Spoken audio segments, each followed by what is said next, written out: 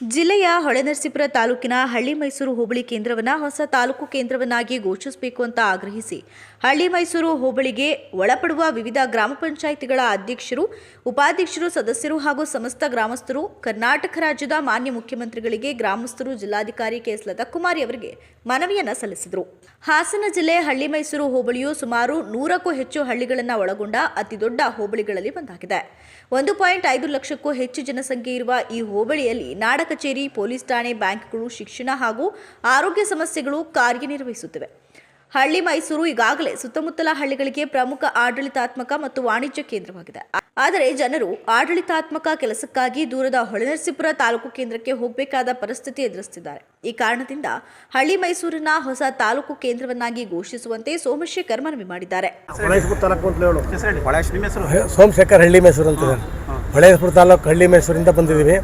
ನಮ್ಮ ಹಳ್ಳಿ ಮೈಸೂರು ಹೋಬಳಿ ಕೇಂದ್ರವಾಗಿದ್ದು ನಮ್ಮ ಹಳ್ಳಿ ಮೈಸೂರಿಗೆ 108 ಹಳ್ಳಿಗಳು ಸೇರ್ತವೆ ಸರ್. 12 ತಾಲೂಕು ಗ್ರಾಮ ಪಂಚಾಯತಿ ಇದೆ.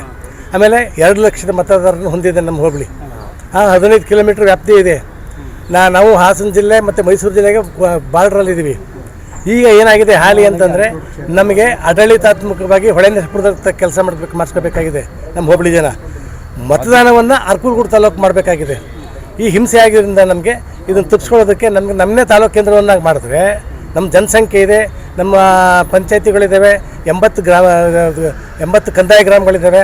ಇದೆಲ್ಲ ಇದು ನಮಗೆ ಯಾವ ಸೂಕ್ತವಾಗಿದ್ದು ತಾಲೂಕು ಕೇಂದ್ರ ಆಗೋದಕ್ಕೆ ಅಂತ ನಾವು ಬೇಡಿಕೆಯನ್ನು ಇಟ್ಟಿದ್ದೀವಿ. ನಾವು ಮುಖ್ಯಮಂತ್ರಿಗಳಿಗೆ ಮನವಿ ಸಲ್ಲಿಸಿದ್ದೀವಿ. ಮುಖ್ಯಮಂತ್ರಿಗಳಿಂದ ಇಲ್ಲಿಗೆ ಬಂದಿದೆ ಜಿಲ್ಲಾಧಿಕಾರಿಗಳಿಗೆ ಪರಿಶೀಲನೆ ಮಾಡಿ ಒಂದು ಮನವಿ ವರದಿ ಕೊಡಿ ಅಂತ ಅಂದ್ಬಿಟ್ಟು ಆ ವರದಿ ಪ್ರಕಾರ ಇವರು ಪರಿಶೀಲನೆ ಮಾಡಿ ವರದಿ ಕೊಟ್ಟರೆ ಸಾಕು ನಮಗೆ. ನಾವು ಅದಕ್ಕೆ ಪುನರ್ಮನವಿನ ಸಲ್ಲಿಸಿ ಆ ವರದಿನ ದಯವಿಟ್ಟು ಸಲ್ಲಿಸಿ ನಮ್ಮ ತಾಲೂಕು ಕೇಂದ್ರವನ್ನು ಹಳ್ಳಿ ಮೈಸೂರು ಮಾಡಿಕೊಡ್ಬೇಕು ಅಂತ ಒಕ್ಕೋರಲಿಂದ ಬೇಡಿಕೆಯನ್ನು ಇಡ್ತಾ ಇದ್ದೀವಿ.